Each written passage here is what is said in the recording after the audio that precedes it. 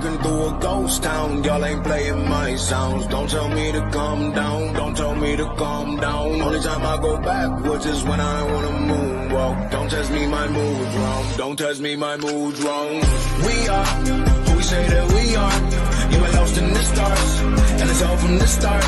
Never running no pace, never on the right page, but we still read that book, and we still run that race. Ay. Mississippi Racer riding out, no shortcuts, no time for that. Mississippi Racer riding out till the wheels fall off, I'm driving that. Mississippi Racer riding out, we'll stop burning, strike the match. Mississippi Racer riding out, red light, green light, red light, good night. Ay. Red light, green light, red light, good night. Red light, green light, red light, good night. Red light, green light, red light, good night. Red light, green light, red light, good night. Time to chill, don't sweat it. Good morning and welcome. It is Coffee and Sports. It is the morning show powered by Wire to Wire Network. Thank you so much for making us part of your morning routine, whether that is live on Facebook, live on YouTube, live on Twitter, or live on Roku TV. Thanks to the fine people over at Northeast Sports Productions. We are happy to have you here. I am Chris, and of course, that over there, that is Mo. Mo, how are you this morning, sir? I'm doing great, partner. Feel good Tuesday. Ready to get into it. Mo, if you are the Cincinnati Bengals, there's a lot of things. There's a lot of things that could go right for you this season. But one big elephant that is currently sitting in the room is the elephant that is T. Higgins. T. Higgins has not been happy. This started popping up mid last season. And that rumor and innuendo continued towards the latter parts of last season into the offseason, where it was reported that he demanded to be traded from the team, and it looked like that was going to happen. And then he was franchise tagged by the Bengals, and there was hope that they could figure out something contract-wise. Well, he has yet to sign that franchise tag, which means, Mo, that he cannot report back to the team until he chooses to sign the tag. So it appears that T. Higgins is digging his heels in. It appears that he is not going to bend on this. And it appears that he does not plan on being with the Bengals moving forward unless something drastically changes. Now, Mo, that's tough because say what you want about Tyler Boyd, but he is no longer with the team. He was at one point their number one receiver, then a number two, and then a number three once they acquired Chase and Higgins. But he was definitely and still is definitely a solid player in the NFL. He is gone. Higgins doesn't appear to want to be there or with the team moving forward. And then you have Jamar Chase, who at his best, I think can be a top 5 receiver in this league. But he has been dealing with some injury history. And if he happens to be dealing with that again, Mo, who are you even throwing the ball to if you are Joe Burrow at that point? So you're looking at the Bengals, who a year ago you could argue had one of the best trios of wide receivers in all of the NFL. And once Boyd leaves, you're down to maybe they have the best duo in the league with Chase and Higgins. And now it could be the conversation of, well, they have one of the best wide receivers in the league in Jamar Chase. Mo, not an ideal situation for a team that not that long ago had a treasure trove of pieces on the wide receiver side of the ball. And now it looks like they're about to potentially lose their second one. But again, I mean, I say potentially, but the team has all the power here. They've said they don't want to trade Higgins. So he could just choose not to play.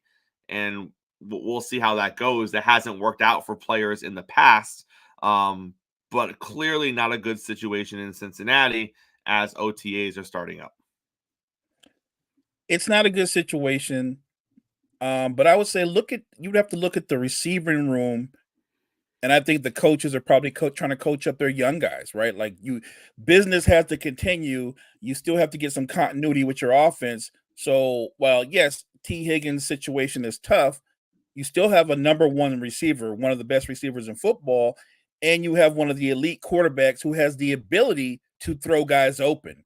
So I think they go forward. Maybe the offense gets off to a slower start because they are going to rely more on younger players. But I have a lot of faith in Joe Burrow And I think that when you're an elite receiver like Jamar Chase is, you find a way to make plays. It's not an ideal situation. And I'm with you. T. Higgins saying, I'm not going to play or I'm not going to sign that tendered contract, it doesn't benefit him in the long run. If they've made up their mind, I'm talking about the club itself, not to trade him, he's still going to be on the roster. He's actually only hurting his own value sitting out like this. So in the long run, it's a tough situation for players, right? It's one of those moments where you want to take a stand, but are you in a situation where it benefits you financially, and how does it benefit you or hurt you in your value as an individual talent? I don't know where they go with this situation, but to me, if I'm part of that organization, I'm wishing and hoping that T. Higgins joins the fold, but I'm going forward practicing getting my continuity down with my younger players as if he isn't.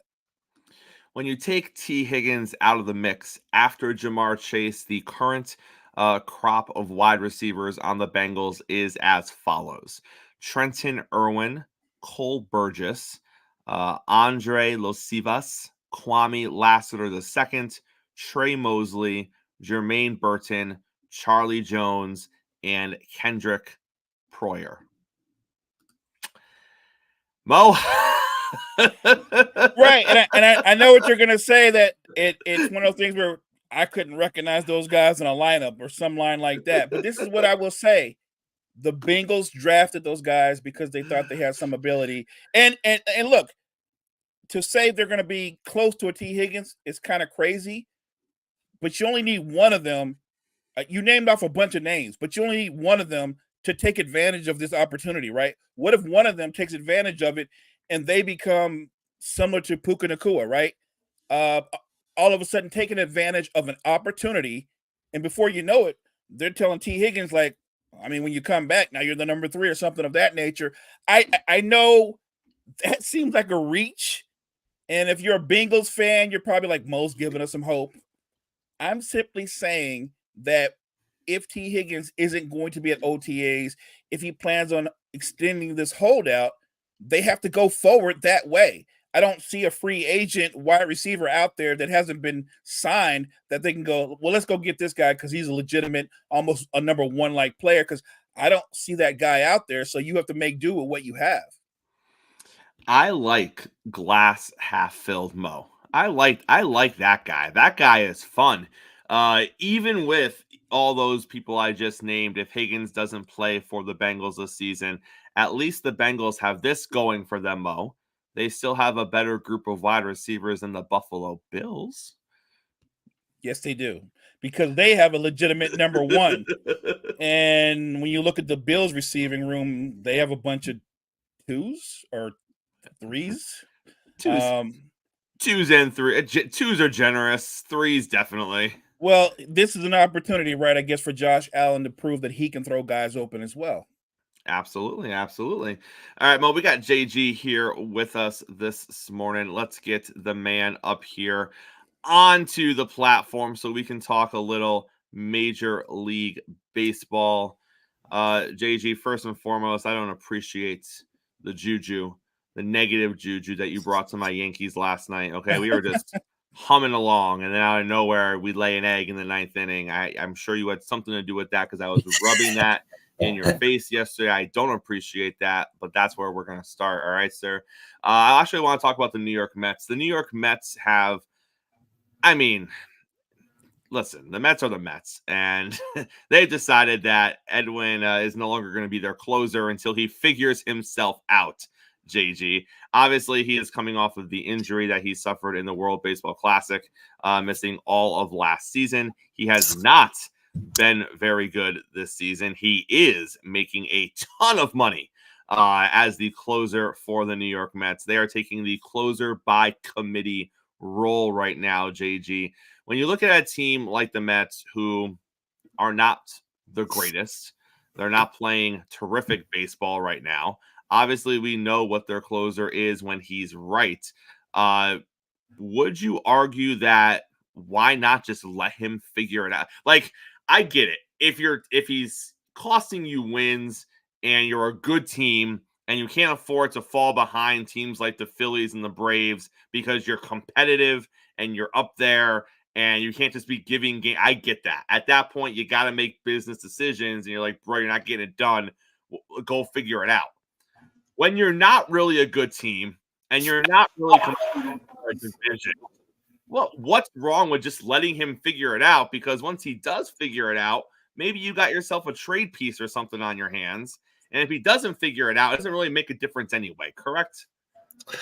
Yes and no. I mean, you put on, so when you send a player down to AAA for, essentially, I guess they're going to classify this as, getting work to, as they said, figure out what's going on with him. There's the less pressure side. You're in AAA. The sole focus is getting work. So for Edwin Diaz going down AAA, it's almost glorified spring training for him. All right, so you're there to work. They have scouts that they send all their reports to down in AAA and say figure out what's going on with him, figure out what his mechanics are. So they have about 3 people in a room watching Edwin Diaz's film, breaking his mechanics down, writing down notes, and sending it to the pitching coach to AAA and say, hey, this is what he's doing. We need to fix this. And now he's sole purpose when he goes onto the mound, whether it's in and they won't really even close him in AAA. They're just going to put, hey, Edwin, you're going to go pitch the 6th inning. Edwin, you're going to pitch the 7th inning today. It's scheduled for him to get work at certain times. And then if there's a moment, say, hey, Edwin, we're going to let you close. So after 2 or 3 opportunities, when we get a chance to close, you'll close. If you don't close today, you'll pitch in the 7th tomorrow to make sure we still keep you on a schedule to get your work in. So the sole purpose in this instance to send Edwin down is get your mechanics right, get your work in, figure out what is going on with you, figure out what's going on with you mentally as well. Why the mental block is preventing your mechanics from being what we know it to be. And then when you are ready to show us what you figured out, we will call you back up here. So, but yeah, and for the Mets' purpose, again, then we know they're not a good team. They're gonna blow it up at some point.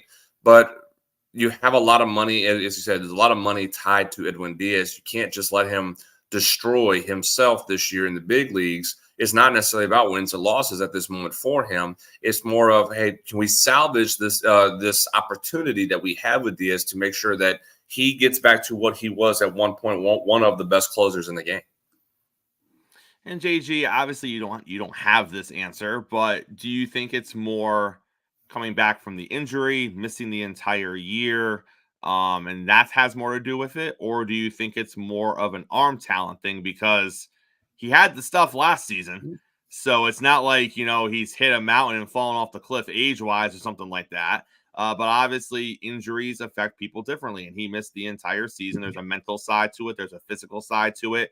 There's a preparation side to it. All of those things probably play a role here. So do you think it's something as simple as he just needs more time to get his body back to where it needs to be? Yeah, I believe that's the case. I don't think this is something that we saw. It was a one-hit wonder for Edwin Diaz, where he had a great year in 2022, and then he, as you said, the proverbial, fell off the mountain, and is no longer a good closer. I think this is injury related. The mental side of getting back into game shape, and as a closer, getting back to the mentality that you have to have that we saw him have in 2022. I think it's going to take some time to make sure, one, trust your body. Trust your body to go out and do the job, but to get the mentality back of what you were as a closer. And at the same time, you have to throw into account is the environment. And is the environment in New York different? Well, obviously it's different because 2022, they were a good team. The Mets were a good team in that year. In the last 2 years, they have not been. So the environment itself could also play a factor mentally for him and what he has to try to be as a closer, as a pitcher. And it's a little bit tougher right now. So there's a lot of different variables. I'm sure that's taking into account on why Edwin Diaz is struggling, and that's why they're probably sending him down, saying, "Hey, we're getting you out of here. We're getting you into a more relaxed environment in AAA where there's not a lot of pressure for you just to get your work in and figure your stuff out." The Atlanta Braves are apparently eyeing starting pitcher from the Tampa Bay Rays. I'm going to butcher his last name, but I'll do the best that I can. Is it Zach Eflin? Is that who it is, JG? My question here is not why they're eyeing him. Pitching is always a great thing to have. My question here is, why would the Rays trade him? because Tampa Bay is looking, they're a 500 team right now. Their expectation was to be a playoff team this season. Is this something as simple as the Braves are looking for pitching? They think the Rays have excess pitching and that they could make an offer to get one of their extra pitchers? Is this something where you think the Braves specifically are looking for something that Zach does well? And as a result, that's why they are eyeing him? Because obviously a team can come out and say, we want anyone. But usually what you see is teams come out and say, oh, we're interested in getting this person out of the dumpster fire that is the Marlins or the White Sox, as opposed to saying, hey, this team is currently above 500. They think they're a playoff team, but we want to get some of their pitch. So I'm just curious where the report is coming from, what kind of fit you think he would be in the organization, and if they try to pull that trigger, what it would take to get a pitcher away from the Rays being a team that is a 500 team and competing for a wild card spot, if not a division spot down the road. So Zach Eflin. Eflin is I was close. Well, absolutely close. Absolutely. Eflin is one of those pitchers that it really frustrates you watching him, because arm talent is there. It's been there throughout his career. He's just not been able to have consistency throughout to be a pitcher that is expected of him. He's pitched at times exceedingly well, and then there's moments where you scratch your head and go, what are you doing? What's going on? So, but at the same time, he's put up some good numbers at times. Last year he had to be the proverbial ace for the Rays with Glasnow's injury, and then McClanahan going down as well. So he had to be the number one. He was essentially supposed to be the number 3 pitcher for the Rays, and he had to step up and be the number 1 as far as with the other injury history of the 2 pitchers ahead of him. And he's had moments, like I said, he's had moments of really good numbers. He always has a low walk rate. There has been some issues as far as he doesn't miss a lot of barrels. He does hit, he does get barreled up pretty good at times, but he has some really strong stuff. He has a good strikeout number on top of it. But the frustration is there about consistency for Eflin throughout his career. And that's the thing. Again, he was at one point last year, he was 6th place in the AL Cy Young Award voting. So there is talent.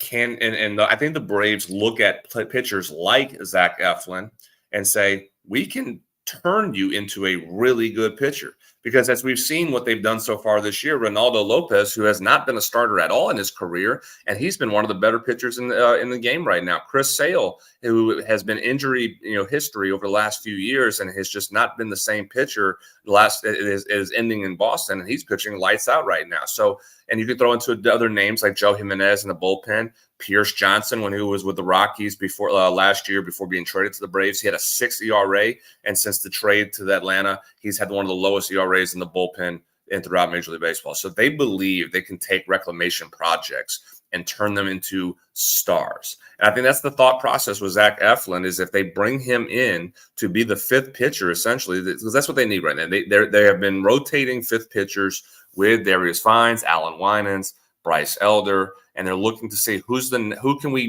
next one? Who can we have to be able to bring in?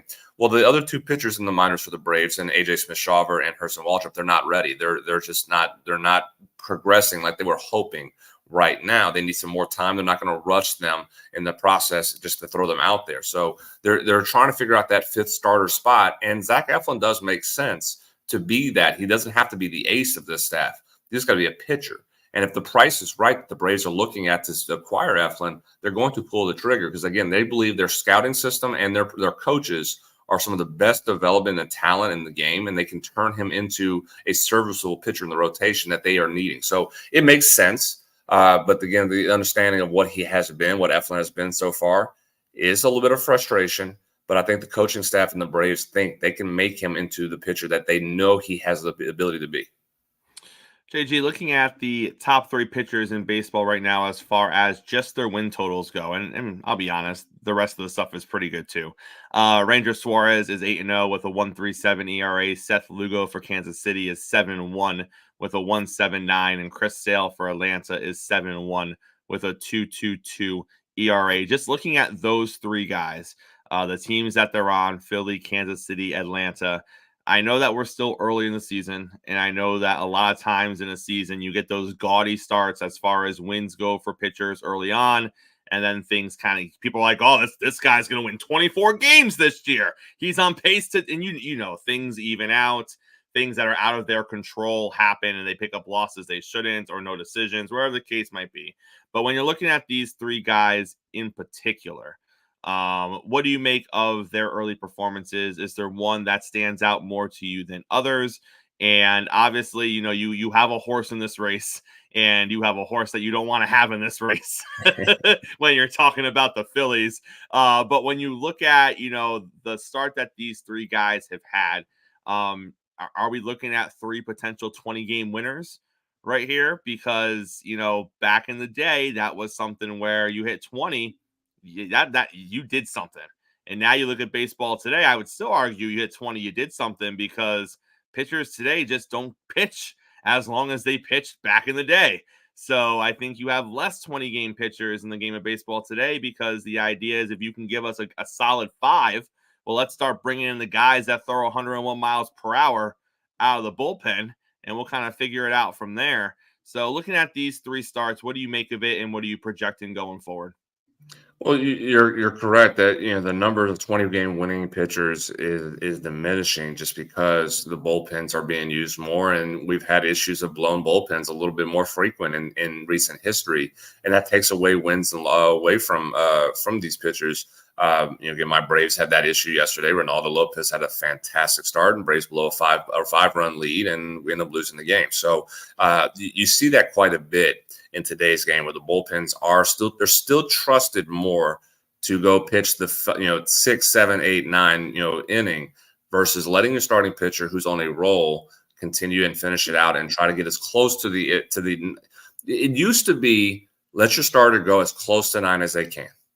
Now it's go 5 or 6. And then we turn it over from there. And that's the problem, I think, in today's game. The analytics still says at times it's no different than comparing the NFL to going for 2 or going for it on 4th. Let's say going for it on 4th down. The numbers say you have more probability and more success going for it on 4th down. Really, a lot of the time, no matter what the situation is. And a lot of the time you sit there and go, well, that's not right. You if you're in a situation where you're on your own 40-yard line, you're not going to go for it. You're going to punt it. But the numbers still say, well, hey, you have a 60% chance of winning the game if you go for it. The numbers say, well, hey, you have a better chance of getting to the bullpen earlier than letting your starting pitcher go to the 3rd time through the lineup. But if you're starting pitcher, and we saw this as the prime example of the World Series we saw with Blake Snell with the Tampa Bay Rays. He went 5 innings after mowing down the Dodgers, and they go, well, he went 5, we're going to turn it to the bullpen now. The probability says the best chance for us to win is go to the bullpen. Well, guess what? As I've always said about probability and the analytics side, there may be a 65% chance of winning that game going to the bullpen, but there's still that 30 to 35%, 35 to 40% that you have to take account for. And if you have a guy that is mowing down hitters, you let him continue go until you can't use him anymore. You ride the horse until he's out of gas. So that's the issue in today's game of why, again, 20-game winners are kind of diminishing. We have a handful of them only now. Just because, again, it's still the analytical game, and I disagree with it. For the 3 pitchers, you know, the one thing and the you know, Ranger and Lugo and Sale, who are all 3 of them, you could make an argument saying that this is amazing to see those 3 as leaders of wins. Seth Lugo, I'm going to put this out there, his career high in wins is 8. Yeah, he's got 7. He's got 7 right now in May. His career high or his career best ERA is 2.66 back in 2018 with the Mets. He's got a 1.79 ERA. That is startling to look at right there. And because, again, it's with the Kansas City Royals, who we expected a increase as far as performance. We didn't expect this. We didn't expect them to be a potential contender in the American League Central right now. So that and a lot of the, you know, when they brought Lugo in, it was okay. He's just a filler, you know. He's a filler for 1 year, and you know until the other kids they have in the minors are developing, and then they're going to turn it over from there, or they're going to find, or maybe potentially use a trade piece or whatnot. and bring in somebody just a little bit more, a little bit more in the development side of the minor leagues to kind of fill in. Lugo's been a very big mainstay into that rotation, pitching very well, lights out so far. I'm looking at it, 65 innings, 51 hits. He's given up, I'm trying to make sure I got here, 14 runs, 13 walks to 58 strikeouts. Those are outstanding numbers. And so that is a big surprise of it. Again, the three are all surprising, but Lugo's numbers has been amazing to see. You could throw Ranger in there because, again, he's the third horse in that stable with Nola and Wheeler, and he's the one who's putting up great numbers as well. And I'll take a little shot here. Sorry, Gene. They've played nobody in the first part of the season. They've only played 6 games against teams with above 500 record, and 3 of them against the Braves. And they lost 2 of 3 to the Braves. I'm just taking that shot out there. Sorry, Gene. But no, you have to give credit to what Ranger has done because he still has to go out and pitch. He still has to go and do the job. So I'm giving him credit because, again, he is pitching lights out. Credit to what he's done. He's always been a really good pitcher. He's always been a really good pitcher, but he's been overshadowed by Nola and Wheeler in that rotation. So I think you have to give credit to what he's done as well. And again, Chris Sale bouncing back from many injuries that he's sustained over the last few years, and he's pitching out he's pitching lights out like the old Chris Sale. So credit to what all 3 of them are doing. I think you have to really look at it and say, like, the more surprise is Seth Lugo because, again, he's already 1 game away from matching his career high in wins and pitching for a team that had no expectations to compete, and they are competing right now. So I think Lugo being and again, I firsthand have gotten to watch Ranger Suarez pitch absolutely really well over the last few years. It's not surprising to me what he's doing, but what Lugo is doing in Kansas City is a surprise. JG, before we get you out of here, I got 2 things for you. First off, as a Yankee fan who does not live in the New York market, I have to have the MLB package. And anyone who watches the MLB package knows that in between innings, they do this thing called Baseball Zen. And it's just a screensaver that gets you through the commercial break because they don't show you actual commercials. And basically, it's just amplified sounds of Major League Baseball. The dirt being kicked off the cleats, all this other stuff. And JG, I envision that that's what you listen to every day.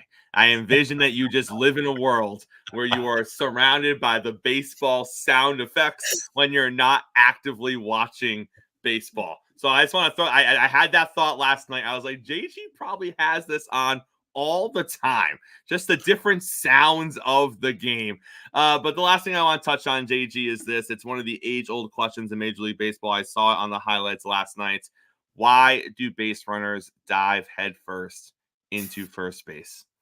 And every time it happens, I don't care what broadcast you're watching. I don't care what situation it is. It's the same version of the conversation. Someone in the booth goes, why do they do that? And the other response is, I don't know. They think it's faster. And then someone always on cue is like, but it's not, because if it was, you would see Usain Bolt diving across the finish line. But you don't, because it's not the fastest way to get there. They're taught it's the same conversation every time, JG. So it's been going on for 30, 40, 50 years. Why do they keep diving into first base if it's not the fastest way to get there? Well, to the first part about the sounds of the game, you're absolutely. I mean, I love it, and I actually tell people I prefer listening to games on the radio than I do watching TV. I just because the visualization, you have to endure the sound of it. Absolutely, I love it. So, yeah, I probably have it on. I'm not gonna just say yes or no, but I may have a soundtrack of baseball sounds at a stadium. Maybe. In regards to, the only logical reason to dive into first base is obviously if a throw is taking up the line. Being a first baseman, I've had to chase the ball up the line, catch, and try to put a tag down, and runners diving to the back to avoid a tag. That is the only logical sense of diving into first base, is to avoid a tag. You're 100%. And I don't know if you guys remember the show Sports Science that they used to be, and ESPN did a segment with Sports Science. They did that. They actually did an experiment as far as running through the bag versus diving head first. And you are tenths. There's about 2 or 2.5 tenths slower diving into the bag than what you are running into the bag. I cannot give you the answer on why runners do this because it does slow you down. You have to break stride to be able to put yourself in motion, and then once it's like hitting a brake. If you hit the brake in the car, eventually you are going to slow down. Your speed's not going to be the same. So that's what it is. You're having to essentially slow things down to slide into it, into the base. I really don't. I honestly, I've never really asked people why are you diving in the bag, because again that is the well I actually okay, and that's not true. I have asked a couple players that I played with. I was like, why are you diving into the bag? And he goes, I feel. One of the answers was, I feel faster. That was one of the answers. I feel faster, and I look at him and go, but you're not. And guess what? Feels it. You feel faster, but you're really out when you do it.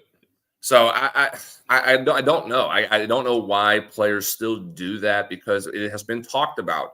As you said, it's 30, 40, 50, 60, 70 years of seeing this. And it's still 30, 40, 50, 60 years of data that you're still not faster running, diving into the bag than you are running through it. I don't know. I've never done it. I was not I didn't like sliding or diving. I didn't like diving head first. I was not a big diving in the head first runner. I always went feet first if I needed to, unless there's absolutely a play that I had to circle around the catcher at home plate and I need to go head first that way. But I was never a big sliding the head first kind of guy. And so it never really something. And I was not a speed guy. Per se, I ran a 6.7 60, which is pretty good for a first baseman.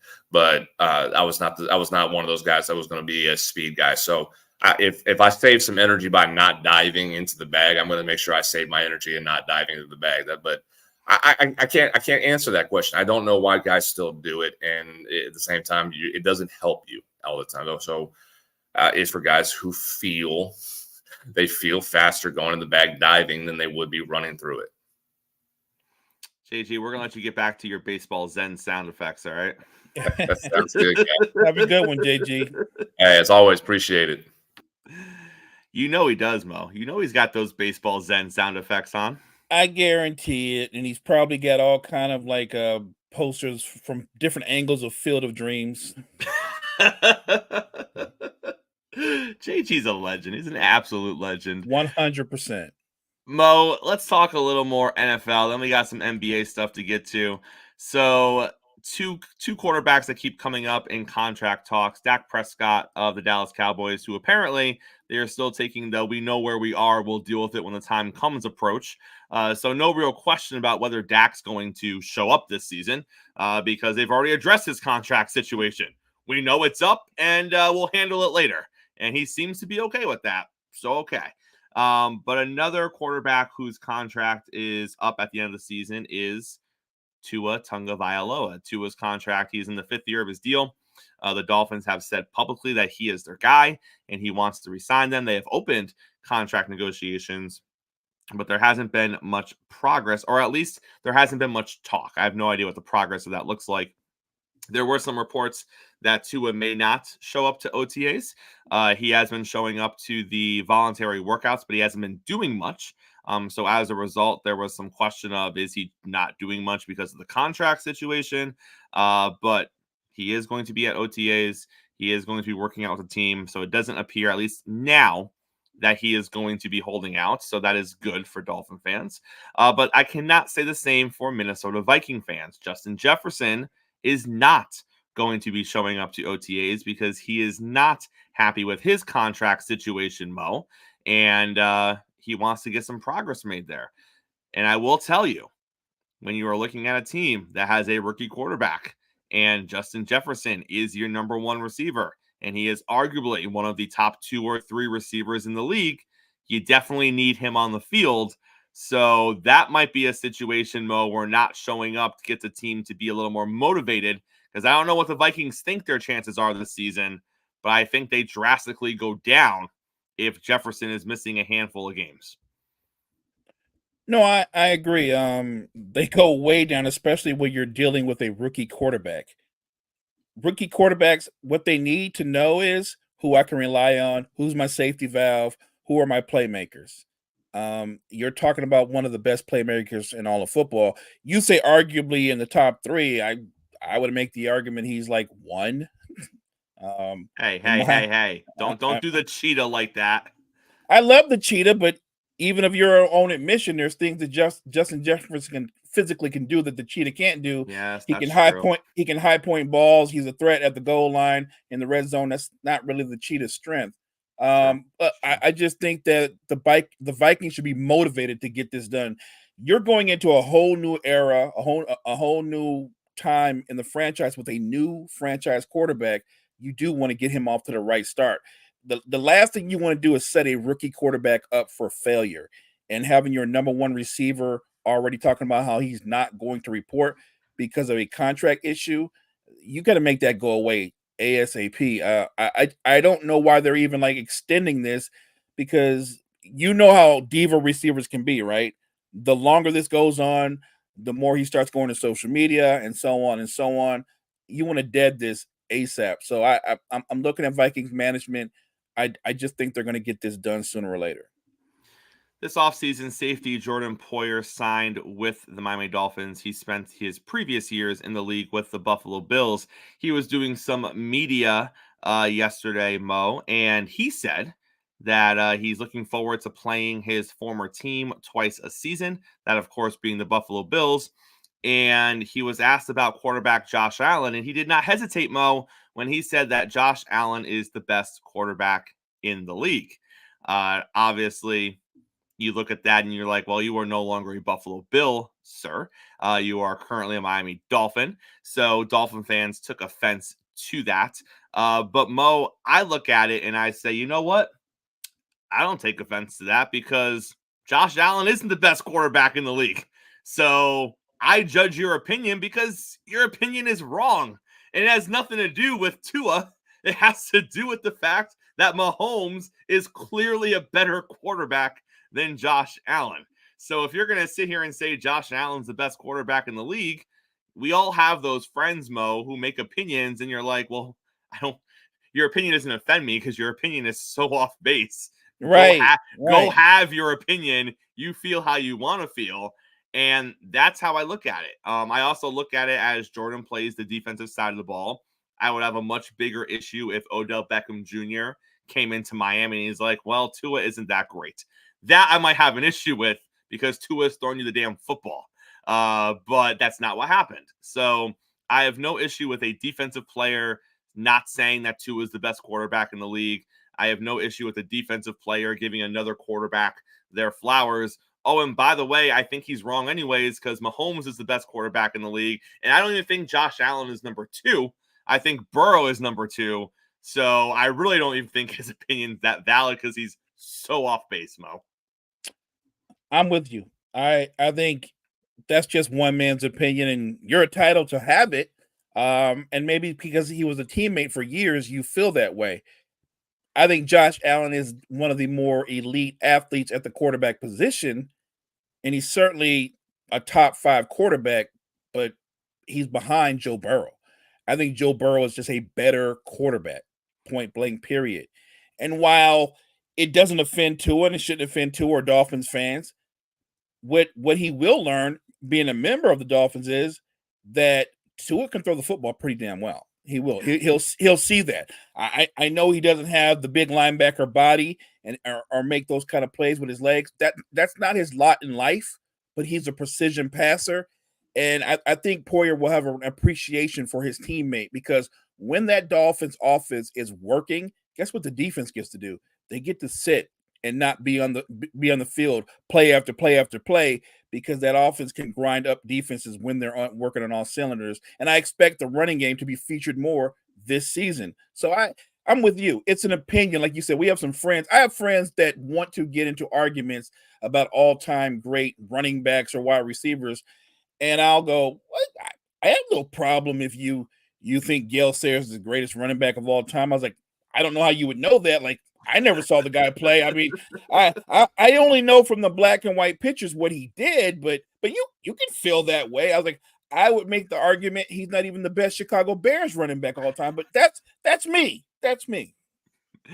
It's that friend that enters the conversation and makes the statement, and no one gets upset. They're just like, "Okay, all right, let's get back Right. to the real conversation now." Right. It's the guy that comes out of it and just drops a bomb and go, I don't care what anybody say. Kevin McHale was the best post player I've ever seen. And then he says it, and then we all just look and go, all right, so which movie are we picking out? We just move on. Well, we got the conference finals kicking off here in the NBA tonight. It's the Pacers and the Celtics, game number 1. Tomorrow night is the Mavericks and the Timberwolves, game number 1. Let's go through and make our picks. So, Pacers, Celtics, obviously, on paper, this is the Celtics series. You could argue that this is lining up for Boston. They got Miami without Jimmy Butler. That was great for them. They got a Cavs team that did not look like the Cavs team that was, at certain points in the season, a threat to be the number 2 seed in the Eastern Conference. They got a Cavs team that was playing inconsistent basketball heading into the playoffs and throughout the playoffs. They avoid the Knicks, who were the second best team in the Eastern Conference, who many thought would be the team that had the best chance to knock off the Celtics, and some didn't even think that was going to happen. They don't have to play them. They get a version of the Pacers, and I know you said yesterday they're a hardened team because of what they went through with the Knicks, and that's great until they go out there and the Celtics wipe the floor with them game 1, which has been what they've been doing in the playoffs so far, and then we'll see what happens in game number 2. For me, I think it is the Celtics series to lose. I don't think that the Pacers are going to do anything crazy in this series. I think it goes 5. I think we see the same thing we saw in previous series. I think it's actually the exact same. I think the Celtics take game 1 and they look really good doing it. I think they have their hiccup in game 2 and it's a 1-1 series and we start asking all those questions again.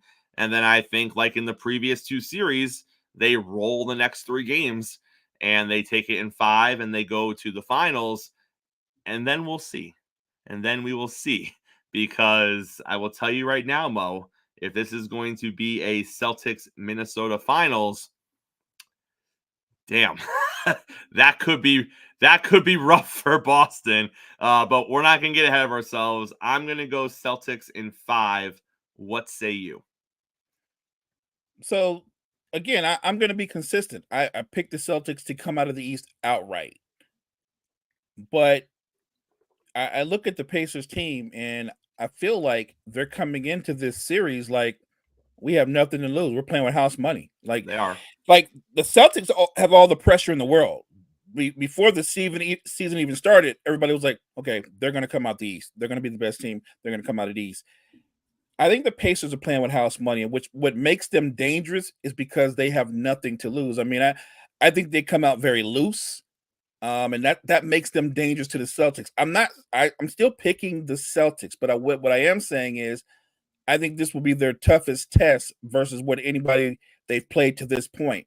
So I've got the Celtics winning the series, but I think it goes 6 games.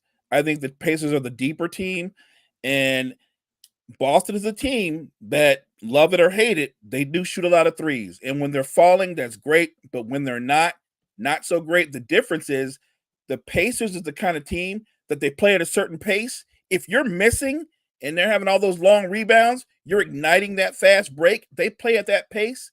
That does not favor Boston. The Pacers have a huge advantage in depth. I think this is a 6-game series, but I think the Celtics still win it. Then we got Minnesota and Dallas. For me personally, I think Minnesota is going to win the series, Mo, but I want Dallas to win. I would like to see Dallas take it in 7. I want to see Kyrie get back to the finals. My entire pick for this series is based around Kyrie. I want to see Kyrie go to the finals. I don't think they're going to be able to because I think that this Minnesota defense is, if they do what they did, and that's what you have to look at because we've said across the season that Minnesota has a great defense, but they haven't looked the way they looked against Denver throughout the entire season. They've been good to great to elite at various times, but Mo, as you know, in the NBA playoffs, it's a grind. And to do those things on the defensive side of the ball, night in and night out, over and over and over again throughout a playoff series, it eventually comes at a price. Because if you're putting that much in on the defensive side, you're going to eventually start losing it in other places. So what they did to Denver was phenomenal. Can they do the same thing to Dallas? If they do, can they get to the finals at that point and then do the same thing to Boston or to Indiana? That's the question. So if they're able to continue what they did in the Denver series throughout the next two series, Minnesota is going to win the championship hands down. But my question is, can they continue that onslaught on the defensive side, not have it impact on the offensive side? And then, of course, the natural thing is, stay healthy and avoid anything Right. crazy like that, all in the process. And if they can, I know where they're going to end up. I just don't know if they can. And this is unique, right? Because we always talk about how the matchups make every series. Well, they suffocated Denver's offense every game they won. But remember, Denver's offense runs through a post player. Mm-hmm. Everything ran through Joker. Dallas is completely different. Their two key components are both perimeter players, and it starts with Luka. So this isn't going to be about can Towns guard. Towns not going to guard Luka. If he does, he's going to get eaten alive. Kyrie's a perimeter. Like I said, their strength are perimeter players. They have bigs, but their bigs are rim runners and rollers and defensive players. I actually think one of the keys in this series will be the shooting of PJ Washington and his defense, because I think you will put him on at times. With what Minnesota is they're a great defensive team. They really are. I think they were number one in defense all year long. But what they did to Denver, nobody saw that coming. Again, I just can't get over the fact that they won, not just one, but dominated 3 road games in Denver. That's amazing. I'm with you. Sympathy. If you're being sympathetic, if there's a part of you that's I do lean towards the idea that wouldn't it be interesting to see Kyrie Irving and Luka in the finals versus the Celtics, obviously, because Kyrie used to play for the Celtics, and I think that would bring up some animosity, blah, blah, blah. But standing in a way is a 22-year-old freak of nature who's got some dogs at his side. Yep. So, yes, the Timberwolves have a size advantage, and I think that's why they have the edge, though, because what Towns can do inside, outside, what Gobert's going to be able to do in terms of controlling the paint with rebounding, shot blocking, I favor Minnesota to win this series, but the same way that I thought and acknowledged that Oklahoma City have more talent than Dallas, I picked Dallas because I just had more faith in what Luka and Kyrie and the role players that they've added since the trade deadline. I'm gonna say something crazy. I'm gonna say Dallas in 7. I like it. I like it a lot, Mo. And also, let's not forget that this is not a spot that Minnesota is used to being in.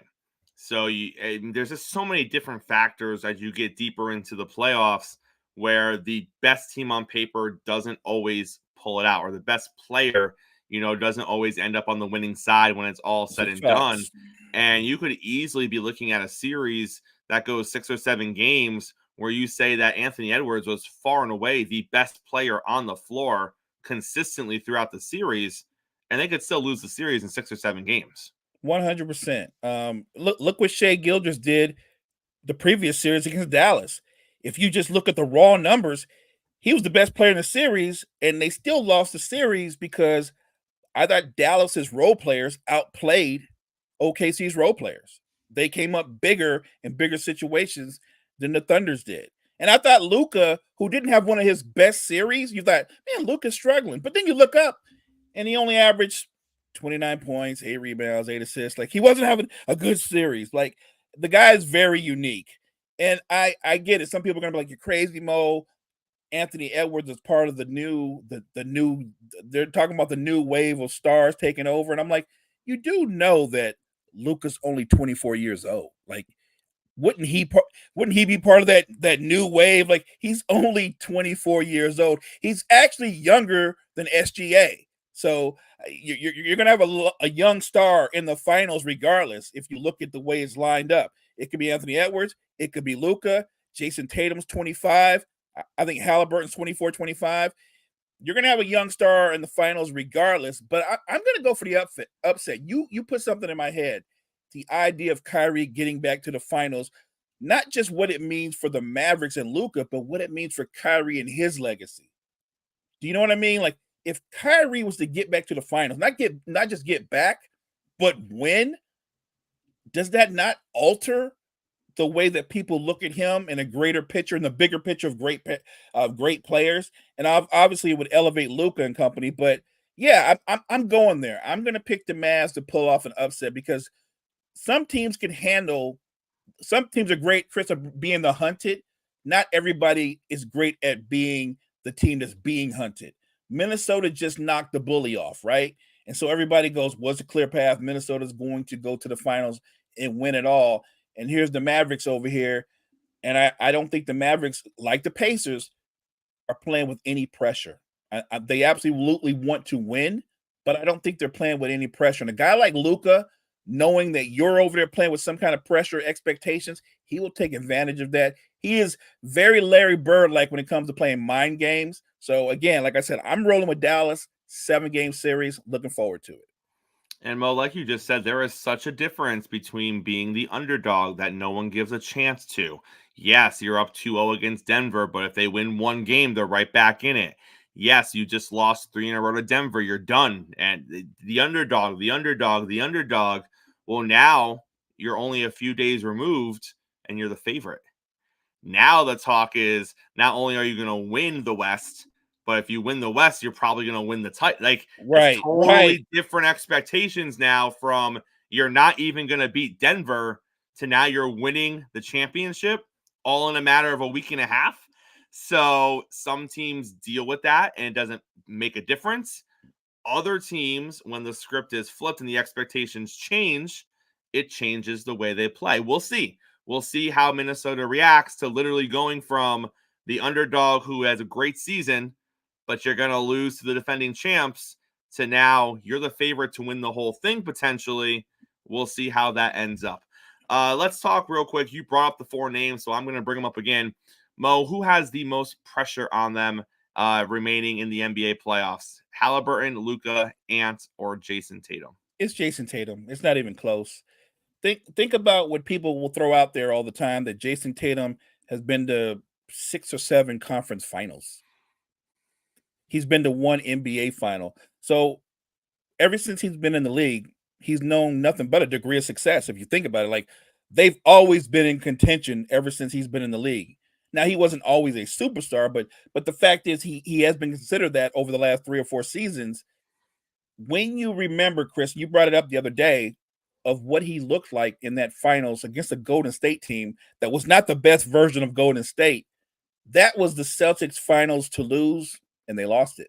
Mm-hmm. And a lot of that was Jason Tatum was not the best player in that series like everybody projected him to be. And we've seen him have great moments, like the game 6 he had against Milwaukee where he took Giannis and company out. He's had superstar moments, but he's also had series where you were like, were we too quick to crown him the guy? I understand. I don't think Halliburton has any pressure at all. He's playing with house money. I think Anthony Edwards came into this with the potential, and now that he's knocked off Denver, you're right. Through the roof expectations. Everybody's like, Minnesota's going to win it all. I'm looking at a guy like Luka. Yeah, there's pressure to win, but not the pressure that Jason Tatum's feeling. Like, I don't think it's even close. And I don't want to even just say Jason Tatum, because they're a tandem. I think Jason Tatum and Jaylen Brown have a ton of pressure on them. Let's close the show with this. So a lot of things are happening in the WNBA, and a lot of things are happening in regards to Asia Wilson and the Las Vegas Aces. So first of all, it was announced at the end of last week that the Aces entered some sort of a deal with the city of Las Vegas, a sponsorship deal, if you will. And it resulted in Las Vegas, the city of Las Vegas, paying every Aces player $100,000. Nice. Well, the WNBA said, wait a minute, what are we doing? Why are you giving all that money to the players? We need to look into this. So the WNBA is currently investigating what that deal is and why individual players are being paid $100,000 by the city of Las Vegas. So more to come. Asia Wilson was not happy with that announcement.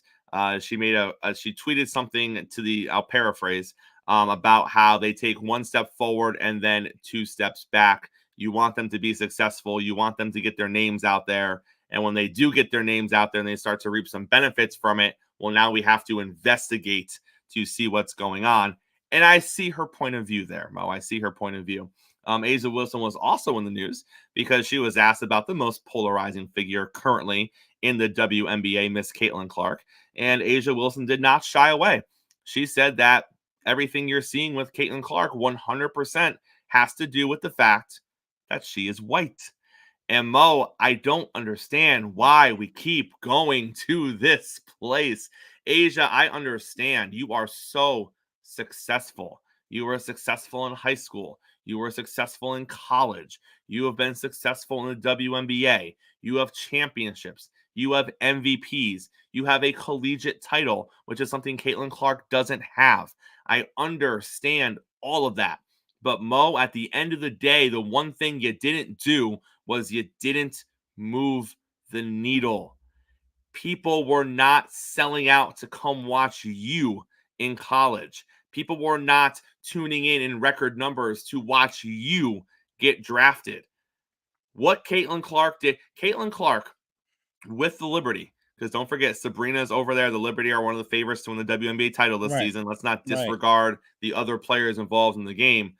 Mo, the gate for that game against the Liberty, the third game of the season for Caitlin Clark, was just north of $2 million. That is the highest WNBA gate since 1997 when the league first started.